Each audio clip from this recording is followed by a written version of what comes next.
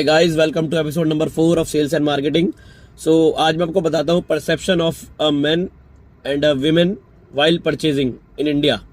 सो आदमियों को जो माइंडसेट है, मुझे पिछले 5 साल हो गए सेल्स में, तो जितने भी मैं क्लाइंट से मिला हूँ उसमें जो आदमियों का माइंडसेट है वो सिंपल ये है कि मुझे बेस्ट क्वालिटी चाहिए।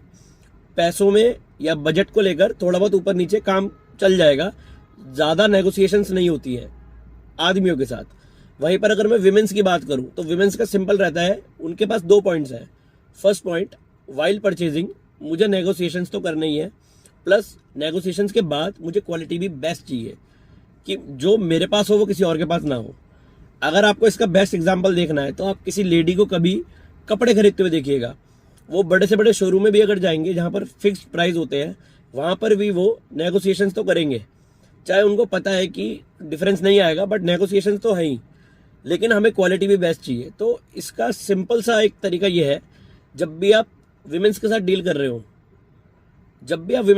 रहे हो तब आपको 2 चीज़ें ध्यान में रखनी है। पहली बात, जब आप प्राइसिंग उनको दे रहे हो तो प्राइसिंग आपको इतनी बढ़ा के भी नहीं देनी कि वो पहले ही मना कर दे, और प्राइसिंग उतनी भी नहीं देनी कि जिस पे आपको डील क्लोज करनी हो।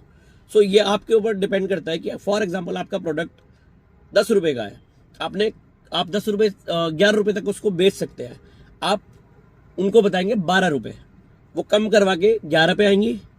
वो आप बोलेंगे नहीं मैम 11 नहीं हो पाएगा, 12 मैंने आपको लास्ट प्राइस दिया है, तो वो 11 पे ही रुक जाएंगी। वहीं पर अगर आपने उनको 10 रुपये ही दे दिया रेट, तो वो 10 से 9 पे आएंगे, जिसमें आपको लॉस होगा।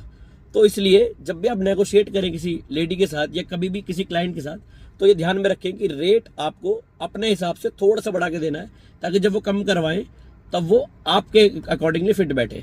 ऐसे ही सेल्स और मार्केटिंग के मोर रील्स के लिए like, share and subscribe. Thanks.